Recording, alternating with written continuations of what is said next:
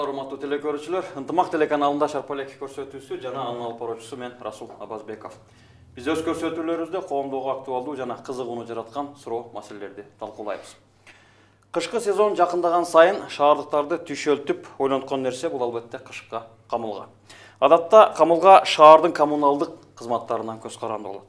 Шаар бийлиги кышкы сезонго толугу менен даярбыз деп август айынан бери эле айтып келип жаткандыгынан бери bundan күмөн санаган шаардыктардын саны арбын деп айтсак болот. Демек, биздин бүгүнкү темабыз шаар канчалык деңгээлде кышка даяр деп аталмакчы.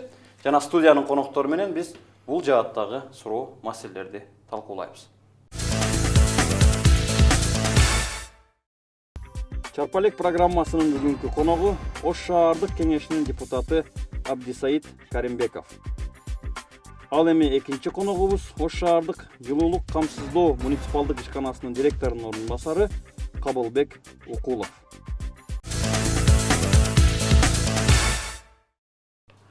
Урматтуу коноктор, биздин студиябызга куш келипсиздер.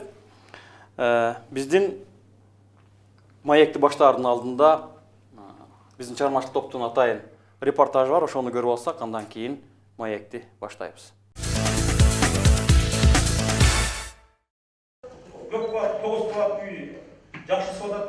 Жылуулук берүү мезгили башталар замат жыл сайын эл арасында нааразычылыктар менен коштолот.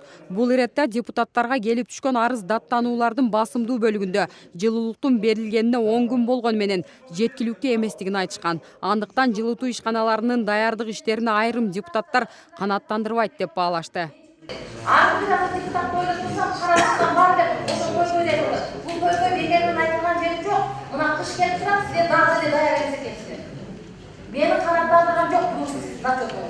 Ошту жылуулук менен камсыздаган эки ишкана бар. Бири муниципалдык болсо, экинчиси өкмөткө караштуу мекеме. Ош жылуулук ишканасына караштуу 289 үйдө бүгүнкү күндө жетиштүү деңгээлде жылуулук берилбей жатканы айтылууда. Андыктан аталган ишкананы мэриянын балансына өткөрүү көйгөйдөн арылуу жолдорунун бири дейт кала башчы. Тепло бере турган жаңы оборудование алып келип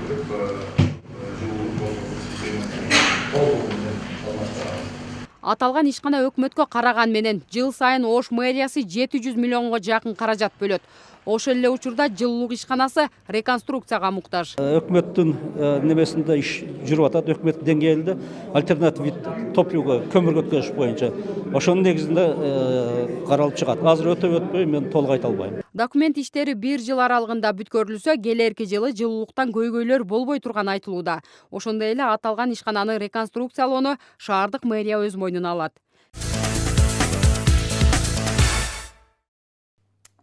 Биринчи суроо.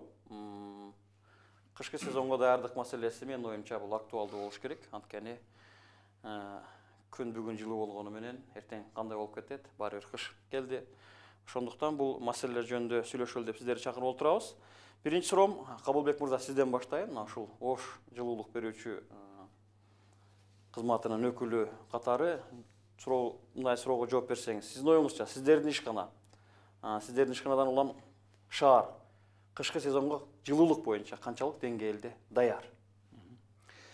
Рахмат сурооңузга. Мен баштан айтайын, биздин Ош шаарында муниципалдык жылуулук камсыздоо ишканасы кышка биз 100% даярбыз. 100% даярбыз.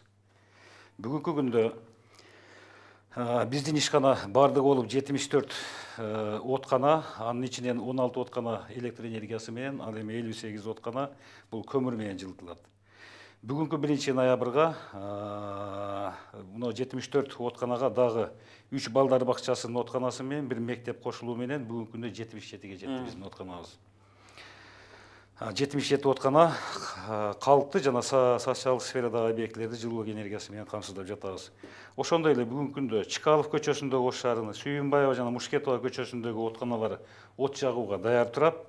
Ал жердеги көп кабаттуу үйлөрдүн жылуулук системасында кичине бир бүтпөгөн иштери турат. Алар бүтсө, булар да бизге жакын арада кошулат. Жалпы сол 84 мекеме уюмду и 234 көп кабаттуу үйлөрдү биз жылуулук 234 жылуулук менен камсыз кылабыз. Сиздер шаарга жылуулукту бердиңиздер. Экөөс сүйлөшкөндө айттыңыз 24 октябрдан баштап биз жылуулукту берип атабыз деп. 100% даярбыз деп айтып атасыздар. 100% даяр деп айтып атканда бул оотканалар жөнүндө сөз болуп атабы же деги эле ушул жылуулук инфраструктурасы жөнүндө? Анткени мынакей сиздер жылуулук берип баштаганда домдордо, мына ошол этаж үйлөрдө суу чыгып кеткен учурлар болуп атат да. Мындай учурларды эмне кылдыңыздар? Бүттү толугу менен? Туура суроо бердиңиз.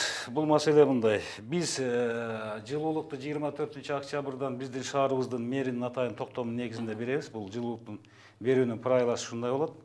Токтом чыккандан кийин жалпы беребиз. Биз ошол токтом чыкканга чейин жалпы Ош шаарында биз гидравликалык сыноолорду жүргүзөбүз. Бул деген бардык жерлерде биз өзүбүздүн ошол жердеги турбаларды, түтүктөрдү, котельнийлерди текшеребиз. Ошондой текшерген мезгилдерде эми жалпы биздин ушул жылуулук кете турган түтүгүбүздүн өзү 67 километрге чейин жетет. Биз тейлеген участкада. Ошолордун ичинде ал эми баягы көп кабаттуу үйлөрдүн астыларынан гидравликалык испытанияда баягы жогорку чыңалуу, жогорку баягындай давление менен сууну бергенде анча-мынча эски турбаларда суу чыгып кетет. Аларды биз көргөндөн кийин алар жеринен барып өзүнүн атайын группаларыбыз бар. Алар менен биз аларды устранить этебиз. Азыр мына сыноолорду өткөрүп, демек бүгүнкү карата даярбыз деп толук ишенип айта аласыздар. Менин айтканымча кышка даярдыктын бул өзүнүн баягындай шарты ушундай. Биздин толук ошол өзүбүз тейлеген участоктарда гидравликалык испытаниянын бардыгы өттү. Бардык жерлерде биз көрдүк, убедить эттик. Андан тышкары да биздин баягы көмүр запасыбыз, электр энергия менен жылытылгандардын алардын да бир запастары толук өлчөмдө. Рахмат чоң. Дагы бул жөнүндө сүйлөшөбүз. Абсайт мырза, мына кече 31 октябрда шаардык кеңештин отуруму болду, сессиясы болду. Мен билгенден, мага жеткен маалыматтар боюнча сиздер ушул шаардыктын кышка камылгасын карадыңыздар. Анан депутат катары сурап атам. Сурадыңыздарбы тиешелүү жетекчилерден шаардын кышка камылгасы кандай экен? Биздин телекөрүүчүлөргө айтып берсеңиз мына ушул жөнүндө. Рахмат, бул өтө актуалдуу тема деп ойлойм. Анткени баарыбыз билебиз, мына кыштын алдында турабыз. Кече биз ушул кышка даярдык маселесини биз түшкө чейин карадык да. Мындайча айтканда 4 саат убакыт бердик атайын. Бир маселе үчүн 4 саат убакыт бердик, анткени өтө актуалдуу маселе болгондуктан. Бирок ошондой болсо деле депутаттардын мен ойлойт элем көпчүлүгүнүн суроосуна мындай так жооп ала алган жок да. Себеби дегенде азыр жогоруда бул агабыз айтып кетти, бүгүнкү күндө жылуулук камсыздоо ишканасы 100% кышка даяр депчи. Бирок ошол эле көмүр жана мазут сатып алуу боюнча чындыкта пландар аткарылыптыр. Ал боюнча биздин маалыматыбыз бар, таныштык. Бирок көмүр боюнча быйылкы планыңыздар 10.500 тонна көмүр план боюнча даярдалыш керек экен. Бирок бүгүнкү күндө болгону 6.400 тонна гана көмүр даярдалыптыр. Мындайча айтканда, бул кышка даярдыктын 61%-ын түзгөн да. Биздин алдыбызда болгону 2 ай убакыт калып атат. Балким 1 ай убактыбыз калып атат. Мындай абдан катуу кыш келгенге чейинчи. Ошол 1 айдын ичинде ошол эле калган 39%-ын түзгөн даярдаганга канчалык деңгээлде мүмкүнчүлүгүбүз бар да. Бул да өзүнчө бир кооптуу маселе. Бул ошол эле өзүңүздөр 20 октябрда 9 айдын жыйынтыгы боюнча караган жанагы мэриянын токтомунда бул маалымат дагы жүрөт. Менимче бул боюнча сизде дагы эч кандай талаш маселе болбосо керек, бирок ошол толугу менен көмүр маселеси бүгүндө камсыз болгон эмес, туурабы? Ошондой эле башка маселелер боюнча деле айтып кетейин. Андан сырткары кече ошол сессияда да суроо бердик элек. Шаарыбыз бүгүнкү күндө канча пайыз ошол жылуулук системасына уланган депчи. Бүгүнкү күндө биз билебиз, көп жерлер жылуулук системасына уланбай жүрөт. Ошол эле кече сессияда айтылды. 64 үй, көп кабаттуу үйдөн 64 үй бүгүнкү күндө жаңы былтыры салынып, бирок эксплуатацияга берилген жылуулук системасына азыр күнгө чейин болгон элек да. Ошол боюнча дагы иш алып барылып атыптыр. Болгону 10 эле үйдүн ошол жылуулук системасы оңдолуп, бүгүнкү күндө жылуулук алганга даяр экен, калганы ошол үйдүн турат. Ал деле өзүнчө бир маселе. Андан сырткары дагы бир маселени айтып коюшум керек. Ошол эле мына шаарыбыздын көп жерлеринде жылуулук берилгени менен, бирок керектүү деңгээлде жылыбайт да. Бирок жарандарыбыз акча төлөйт. Ошол кадимки эле жылуулук алган сапаты боюнча, жылуулуктун сапаты боюнча. Мисалы, Юго-Восток кичи районунда мен кече сессияда айтканмын. Петров жана Мирсатов көчөлөрүнө барсаңыз, ал жакта турган домдор чындыкта баарына жылуулук келет, бирок абдан сапаты төмөн да. Бирок кадимкидей эле акча төлөшөт. Ошону менен бирге алар электр энергиясына колдонуп ага да төлөйт, эки жолу төлөп атат. Ушундай жагдайлар көп шаарыбызда. Рахмат жок. Агай, жооп берсеңиз деп айттыңыз. Урматтуу депутат, туура маселе койдуңуз. Бүгүнкү күндөгү биздин көмүрдүн запасы боюнча, значит, өзүңүз айтып кеткенде, биз кышкыга 10.500 тонна көмүр даярдашыбыз керек. Бүгүнкү күндө ошонун где-то 7.000 тоннасы даяр деп айтканыбыздын себеби, калган көмүр деле даяр. Биз атайын бул боюнча тендер уюштуруп, 2 ишкана тендерден уткан ушул шаарга көмүр ташыш боюнча. Ал көмүрдүн запасы бул жерде турат, аны просто акт приемка кылыш керек. Ал запас бар бул жердечи. Баары бир складта турат. Биздин 7.000 тонна көмүрдү биз акт приемка менен кабыл алганбыз. Калган көмүрдүн да запасы ушул жерде. Аны да биз постепенно алабыз. Андан кийин бул эми практика жүзүндө бизден уткан карьерлер жайкы мезгилде жогорку карьерлеринен ылдыйга өздөрүнүн топ базаларына ташып алат. Кышында эч кандай бир проблема болбойт. Бул буга чейин деле болуп келген. Кышындасы ошол өздөрүнүн жолго удобный эле жерге ташып алган, ал постепенно ташыла берет. Түшүндүм, рахмат жок. Биринчи маселе. Сапат боюнча. Экинчи маселеңиз мынау жылуулуктун сапаты боюнча айткан замечанияңыз эми, конечно, бул эми любой жерде иш болгон жерде кемчилик болот.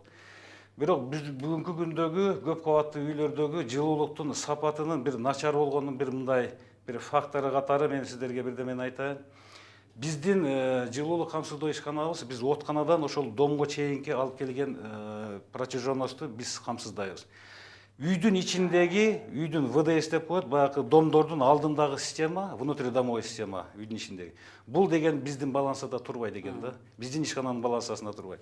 Себеби ал нерсеге, ал ошол жумушка биз ишкананын акчасын аяка положение кыла албайбыз. Эртең проверкада бул деген өзүбүздө балансада турбаган объектиге биз акча жумшаган болуп калат. Алек мырза, ушул кошумча айтайынбы? Ушу сурооңузга эле. Мына эмне үчүн деп ушуну түшүндүрүп берсеңиз да, мынакей канализация дагы ошондой. Биз силердин үйүңөрдүн алдына келгенге чейин жооп беребиз, калганына жооп бербейбиз. Сиздер айтасыздар, ушуну айтат. Оштец ушуну айтат, биз ушуга чейин жооп беребиз деп. Анан ким жооп берет? Эгерде биз ошого төлөсөк, жылуулукка төлөсөк, ким жасаш керек аны? Ушуну кошумча айтсаңыз. Туура. Бул маселени биз азыр бүгүнкү күндө мына жерлер шаарыбыздын бардык булуңгучтарында биз мына элдер менен жолугуп чогулуштарды өткөрүп атабыз. Бул буга чейин ушундай болуп келген экен да. Мен дагы ушу чогулуштарды айтып атам. Эми буга чейинки система ушундай экен. Ушул системанын өзүнө өзгөртүү киргизиш керек. Мен адис катары айтайын. Себеби биз отканадан от жагып туруп, потребителдин, колдонуучунун үйүнө чейин келип жооп бербесек, ортодо бири-бирибизге футболить этип, бул иш жакшырбайт да. Ошон үчүн менин как адис катары ушул ортодо ЖКХ деген бир ишкана бар экен. ЖКХ. Ошол ЖКХ бүт өзүнүн внутридомовой системаларды бардыгын өзүнүн балансасына алып алыптыр дагы. Анан биз баргандан кийин биз ошол жерден токтойт экенбиз, калганналар жооп берет экен. ЖКХ жооп бериш керек. Вот, ЖКХ жооп бериш керек. ЖКХ барса, теге тепло жакшы бербей атат, бизге келсе ЖКХ жакшы иштебей атат деген маселе болот экен да. Ушуну бир как-то мына урматтуу депутат сиздерге бир мындай сунуш иретинде мен адис катары айтайын. Ушуну бириктирбесе, жылуулукту элге бир мындай таасири бир жакшы болот эле эгерде бириктирген ушул мекемелердичи. Мен да ошентип ойлойм, анткени мынакей ЖКХ деген организация бар экендигин билебиз. Мен бирок чын айтыш керек, алар менен сүйлөшө элекминго, бирок сапаты боюнча алар жооп бериш керек экен да. Конечный потребительге жеткирген жанагы ортодогу аралыктагы организация ушулар болуп атат да. Анан мен сизге депутат катары дагы бир суроо берем деп атам да. Мынакей сапаты жөнүндө сүйлөп атабыз. Бир суроо. Шаардын бюджетинен мына ушул жылуулукка канча акча бөлүнөт? Акча бөлүнгөн акча жетиштүүбү? Анан муниципалдык ишкана катары бул организация пайда бериш керекпи? Канча пайызы өкмөткө карайт? Мына ушундай суроолорго жооп беришиңизди суранат элем да. Чоң рахмат. Бул ишкана 2015 жылга чейин деп маалыматтар айтылып атат. Бул ишкана өзү ачык акционердик коом. 93% мамлекетке, анан 7% жеке адамдарга караган ушундай ишканада. Негизги бул ишкана прибыльный, рентабельный ишкана болгонго толук кандуу шансы бар. Анткени булар жылуулукту өндүрүп, кайра ошону элге сатып атат. Азыр бул ишкана канчалык ошол абоненттердин санын көбөйтүп, сапаттуу бул деле продукция да, сапаттуу ошол жылуулукту берип, абоненттердин санын көбөйтүп, мына шаарыбыз чоңоюп атат, керектөөчүлөрдүн саны көбөйүп атат. Ошону толук кандуу камсыз кылса, мен ойлойм прибыльга чыга турган ишкана да, өзүн өзү актай турган ишкана. Албетте, бирок ошол эле убакта Бюджеттен акча бөлүнөбү? муниципалдык ишкана болгон үчүн албетте бул жерде жергиликтүү бюджеттен жылына бир определенный сумма сөзсүз түрдө бөлүнөт. Андан сырткары мамлекеттик бюджеттен дагы акча келинет. Андан калктын өзүнүн жанакы сатып алган жылуулукка берген акчалары ошонун негизинде бюджет формировать этилет да. Түшүндүм. Бул боюнча менин суроом бар. Канча акча алып атасыңар анткени кечээ сессияда да бул маселе көтөрүлүптүр депутаттар тарабынан. Мынакей жылуулуктун сапаты боюнча бир маселени суроолайлы деп атабыз да. Жылуулук үйлөргө жетпей деп айтып атабыз. Ошо ЖКХнын жоопкерчилиги чейин эле түтүктөрдүн маселеси боюнча. Ушул боюнча быйыл кандайдыр бир жумуштар жүргүзүлдүбү? Анткени көрөсөңүз мына шарттуу түрдө айтканда көчөнү эле жылытып аткандай сезилет да. Кээ бир жерлерде жанагы түтүктөр изоляцияны алып жабылган эмес да. Мына ушул маселе боюнча кандай? Биз мына туура маселе койдуңуз. Ишкананын өздүк чарбакмасы менен биз көп жылдан бери мына алмашылбай келаткан 195 кварталдагы Гасчела көчөсүндө жылуу энергиясын албай калган көп кабаттуу үйлөрдү туташтыруу үчүн 450 метр. Ал эми Курманжандатка кичи ишканасына 690 метр. Төлөйкөн кичи ишканасына Керменто отканасынан ар кандай диаметрдеги 430 метр түтүктөрдү алмаштыруу менен быйылкы жылы 1,25 миллион сом акча сарптап ушул жумуштарды аткардык. Андан тышкары биздин ишкананын өзүнүн бюджетибиздин эсебинен 16 отканага атайын баякындай көмүр отундары сактоочу бастырмалар жасады. Бул да где-то бизге 1,5 миллион тегерегинде айланды. Ошондой эле 2712 погонный метр жылуулук энергиясын жеткирүүчү кварталдык түтүктөрдү изоляциялоо иштерин жүргүзүп биз почти 1 миллион сомдук андай жумуштарды аткардык. Бюджеттин эсебинен канча акча аласыздар бир жылда? Бизде мен сиздерге мындай айтканым туура болот да. Тарифтер боюнча айтайын, ошо тарифтер менен бюджеттин акчасына неме кылабыз. Бүгүнкү күндөгү мына биздин алып аткан тарифтер боюнча. Элге түшүнүктүү болушун үчүн мынакей мынтип бөлүнөт да. Шаардык светке мынча акча бөлүнөт, жашылдандыруу комбинатына мынча акча бөлүнөт. Вот ошол маселени ошондо жылуу компания эмесине канча бөлүнөт? Мен жооп берип коеюнчу ошол суроого. Кандай дейсиздер? 39 миллион тегерегинде акча бөлүнүптүр 9 айдын ичинде. 2016-жылы Ош шаардык жергиликтүү бюджеттен 39 миллиондон ашыгыраак акча жылуулук камсыздоо ишканасына бөлүнгөн. Андан сырткары 10 миллиондон ашыгыраак мамлекеттик республикалык бюджеттен келген. Ошондо 49 миллион болду. Ооба. Эки бюджеттен бөлүнгөн. Андан сырткары калктын өзүнүн колдонгонго жараша өзүнүн салымы бар. Жана ошондой эле муниципалдык ишканалардын өзүнүн берген төлөмү бар да. 49-50 миллион акча жетеби сиздерге? Эми мындай да. Эми аны, конечно, эми ал акчанын бардыгын ушул именно ушу жылуулукту камсыздоо боюнча булардын баары жумшалат. Бүгүнкү күндө биз мынандай дегенибиз да туура болот да. Бизге атайын тиги Кыргыз Республикасынын өкмөтүнө караштуу отун энергетикалык комплексин жөнгө салуу боюнча мамлекеттик агенттигинин бекитип берген тарифи бар. Бүгүнкү күндө көмүр менен жылытуучу отканаларга гигакалориясына, значит, 3766 сомдон гигакалорияга көмүр менен жылытууга тариф ушундай бекитилген, акча бөлүнгөн. Ал эми электроэнергия менен жылытуучу неме отканаларга 5030 сом 10 тыйындан тариф каралган. Бунун көмүр менен жылытуучу, значит, 3766 сом 20 тыйынынын 1134 сом 76 тыйыны население төлөйт. Ал эми калган 2621 сом 44 тыйыны мамлекет субсидия катары берет. Мамлекет берет. Ал эми электроэнергиясы менен жылытуучу баягы потребительдерге ошол каралган тариф 5030 сом 10 тыйындан эл 1134 сом 76 тыйын төлөйт. Ал эми калган 3895 сомду субсидия катары мамлекет төлөп берет да. Түшүндүм.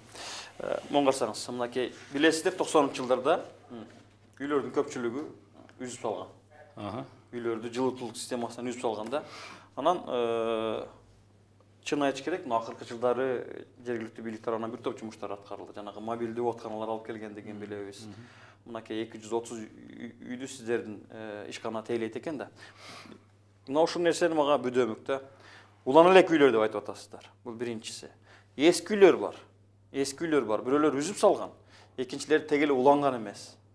Мына ушул үйлөрдүн жылуулук системасына уланышына ким жооптуу болот? Ким улаш керек бул нерсени?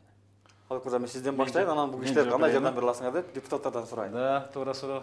Бул эми, конечно, буга чейин эми көбү бир мезгилдерде бир мындай отказ берип баштаган экен. Бүгүнкү күндө мына жерлерде болгон жыйындарда баягында биз байкап атабыз, анан биз өзүбүз дагы. Бүгүнкү күндө ошол уланып кесип таштагандар кайрадан бизге кошулган аракет кылып, коллективный арыздарды берип атат.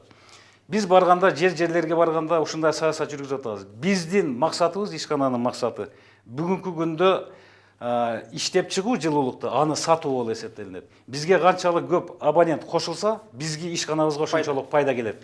Ошон үчүн биз барган сайын жылуулук берүүнүн сапатын жогорулатып атабыз. Барган жерлерде ушул чогулуштарда айтып атабыз, бизге кошулуңуздар. Мына жаңы от казандар келди, мурдага караганда более современныйлар келди. Эл өздөрү убедить этип атат. Шаарда эми тууган урук бири-бири менен досча сүйлөшүп атат. Кошулганда акча бересиздер, бербейсиздерби? Кошулгандыгы үчүн мындай турбаларды алып келиш керек. Сиздердин жанагы жок дегенде подвалга чейинкисин силер каржылайсыңарбы? Эми бул мындай система бар. Буга чейин бүгүнкү күндөгү биз бая айтып атпайбыз, ВДС, внутридомовой система. Үйдүн астындагы немелерге. Шаардын мэриясы аябай жакшы иштерди жүргүзүп атат. Бүгүнкү күндө элге жардам болсун деп, ошол үйдүн астындагы ВДСке кете турган чыгымдын 50%-ын төлөп берип атышат мэрия. Мэрия мына бул 2017-жылдын 1-январына чейин төлөп беребиз деп, каждый кайрылган тиги коллективдерге, үйлөргө навстречу барып атат. Калган 50%-ини эл өзү чогултуп атат. Сметаны ким түзөт? Сметаны ошону жасай турган каласалар частниктерге заказлады. Бизге заказ кылганда бизде атайын ВДС боюнча 2 группаны түздүк. Биз түзүп беребиз. Элге канчадан айланат, биз аны түшүндүрүп берип атабыз. Бизге заказ болсо, биз да жумушун аткарып беребиз. Түшүндүм, рахмат жок. Мына ушул боюнча да мыйзамдык жагы кандай, ким кош керек? ЖКХ деген уюм бар экен десеңиз керек, мындай бирок иштеп атканын билесизби, билбейсизби? Мен билбейт экенмин, мисалычы. Эми бул элдердин азыр деле мурун эмес. Система өтө татаал болуп атат да, эмне үчүн? 50%-ын бияк берет, 50%-ын мэрия берет деп атат. ЖКХ эмне кылат анда? Бүгүнкү күндө ошол мен ойлойм, бүгүнкү күндө жылуулук камсыздоо ишканасын, биздин ошол эле жалпы эле жылуулук системабызды толук кандуу модернизациялашыбыз керек, реконструкциялашыбыз керек да. Анткени чындыкта баягы техникалык жоготуулар өзүнүн өзү эффективдүүлүгү боюнча маселе жаралды. Себеби дегенде биз билебиз, сиздердин ишкана, жылуулук камсыздоо ишканасы Ош шаарында 1955-жылы түзүлгөн. Мен ошондой маалымат бар да. Элестетиңиз, 60 жылдык ишкана жана ошондой системалар деле жок дегенде 50 жыл, 40 жылдын тегерегинде болду. Ар бир нерсенин өзүнүн механизминин өзүнүн баягы мөөнөтү бар да. Бул мөөнөтү жетип бүгүнкү күндө жанакы сапатсыз берип атканыңыздардын себеби дагы бүгүнкү жылуулук системалардын бардыгы алмаштырганга муктаж болуп калган да. Эгер аны алмаштырбасак, бизде техникалык толгон маселе чыгат. Ошол эле сабаты жөнүндө, башкасы жөнүндө. Ошон үчүн мен ойлойт элем, биз кече дагы ошол суроону мен сунуш катары бердим сиздин ишкана жетекчилигине. Ошол атайын бир программа кабыл алып туруп, ошону алмаштырбасак, мен ойлойм, абдан чоң техникалык маселелер чыгат. Калдык жылуулук менен камсыздоо боюнчачы. Бул ошол сапаты төмөн болгондуктан бүгүнкү күндө көп домдор отказ бергенге даяр экен. Мен атайын бул жака келгенден мурда тарифтерди алдым эле. Мен маалымат үчүн айтып коеюн. Бүгүнкү күндө тарифтер 1 комнат квартира 35 квадратный метр болсо 3064 сом төлөйт айына. Эгерде 2 комнат 48 квадратный метр болсо 4480 сом. Эгерде 60 квадраттык метрдеги квартира болсо, анда 6123 сом. Эгерде 4 комнат болсо 68 квадрат 8057 сом. Бүгүнкү ушул экономикалык ушундай жагдайда биздин жарандарыбыз мына орто эсеппен алганда бир айына эгерде 3 комнат квартирасы болсо 6123 сом төлөгөнгө мүмкүнчүлүгү барбы? Албетте көп жарандарыбыздын мүмкүнчүлүктөрү жок. Алар кескинге муктаж. Андан көрө электр энергиясыны колдонгон ага жеңил да. Мынакей бир маселе чыкты. Мен суроо берейин. Суроо берем, анан кийин аласыз. Ошол кошулбай жылуу системасына кошулбаган үйлөр, анан жанагындай кымбат деген үйлөр албетте электр энергиясына басым жасаганга мажбур болот. Мына кече сиздердин эле сессияда бир депутатыңар айтып атат. Бир эле көчөнүн мисалын айтып атат. Бир жумада 4 жолу свет өчүп калды деп. Казакстан консулдугу турган жер экен, анан биз шерменде болуп атабыз деп. Макул бир казактарга шерменде болойлу. Эл кантип атат? Үйлөрүндө жылуулук жок үйлөр кантип атат? Анан бул жагы электр инфраструктурасына күч келет да, туурабы? Ошол жөнүндө сүйлөштүңүздөрбү? Электр энергиясы боюнча мисалы жаңы трансформатор койдук деп айтышат.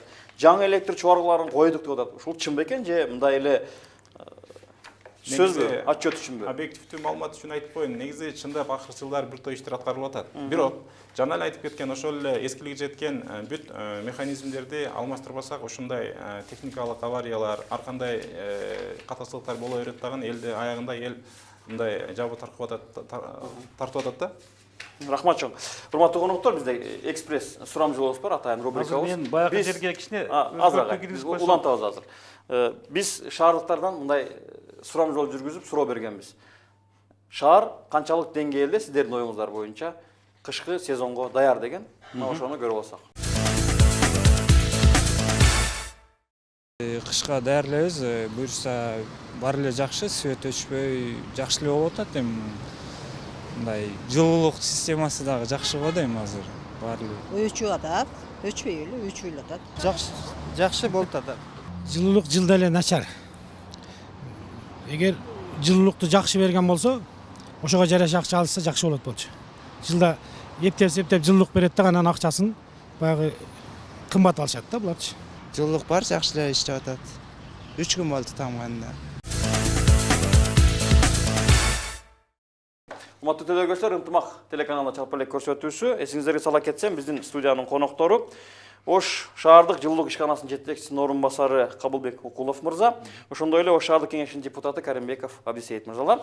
Урматтуу коноктор, мына биз сурамжылоого чейинки маек аналары уланталы. Кийинки суроо мындай. Кыш келгенде, күн сууп баштаганда бизде адатта ушундай адат бар бизде. Көмүр жагабыз да көбүнчө. Көмүр маселесине келгенде көмүр кымбаттап кетет да. Мына ушул нерсени сурагым келип атат. Бул агай айтмакчы топ базалары, жанагы отун базалары, шаардын мэриясынын алдында ушундай базалар барбы? Анан эгерде көмүр резко кымбаттап кетпейби? Мына ушул маселе жөнүндө маалыматыңыз барбы? Абдан актуалдуу суроо. Бүгүнкү күндө жанагы аймактык кеңештерде мэрия 15 жерде көмүр сатуу базаларын ачылыптыр. Бул боюнча маалыматыбыз бар. Бул жакшы көрүнүш. Бирок ошол эле жалпы 15 жерде, жалпы ошол биздин аймактык башкармалыктарга 20.300 тонна көмүр план боюнча камсыз болуш керек деген план болсо, бүгүнкү күндө мына 58 гана процент даяр болуп тур да, калгандары даяр эмес. 58% гана даяр болуп атат да. Демек, көмүр кымбаттап кетиши бул көмүр кымбаттап кетиши толук мүмкүн. Кече ошол жөнүндө дагы сүйлөшкөнбүз. Бүгүнкү күндөгү баасы 1 тонна көмүр 3000-4000 сомдун тегерегинде деген бааны ошол бекитип алышкан. Бирок ошол эле убакта көмүр өндүргөнгө жараша болот. Эгерде көмүрдүн 1 тоннасын өндүрүү үчүн 1000 сом кетирип өндүрсө да болот. 5000 сом кетирсе болот, 10000 сом кетирсе болот. Маселе бул жерде көмүр сатып алуучу биз мэрия ошол кайсыл талап менен кайсыл баада көмүр кандай механизм менен анын бааларынын өсүп кескин өтүп кетпеш үчүн аракет жасаш керек. Бүгүнкү күндө 3-4000 сом тоннасы. Рахмат чоң. Сизге акыркы суроом агай. Акыркы суроом. Мен баягы сиздин мына урматтуу депутат, сиздин баягы тарифтер боюнча мына квадрат метрине үйгө айтканыңызга мен кичине поправка берейин. Сиз бир айда бир комнаталуу үйгө 3664, 2 комнатага 4880 деп атасыз. Андай эмес. Бул деген 140 күнгө. Мына элге туура маалымат берейли. 140 күнгө ушуну бөлгөндө бул мизерле түшөт. Бул деген почти 5 айга бөлүнөт. Айтылган акча демек 48-36 квадрат метр үйгө бир сезонго 140 күн бир сезон болуп эсептелинет бизге. Ошондо бир комнаталуу үйгө 35 метр квадрат. 3064 сом бул бир сезонго 140 күнгө. Жакшы экен. Ал эми двухкомнатный квартира 48 метр квадратка бул бир сезонго 4880. Рахмат чоң. Как раз ушул боюнча мен суроом бар. Мынакей абоненттик карыздар деген нерсе бар да. Да. Мына айтып атабыз, 140 күнгө бөлгөндө 300 сомдун тегерегинде эле түшүп калат экен да бир айда. Андан да азыраак түшүп калып атат да. Бирок ар дайым айтып жүрүшөт, мына былтыркы көрсөтүү сатканда да айтканда абоненттик карыз боюнча маселе аябай чоң. Миллиондогон карыздар бар деп. Миллиондогон карыздар бар болсо, демек силердин ишканага бул деген мындай оорчулук келтирет деген түшүндүрөт да. Мына ушул нерсе боюнча кандай чечтиңиздер? Бүгүн сиздер пайда көрө турган ишкана болдуңуздарбы же жокпу? Да.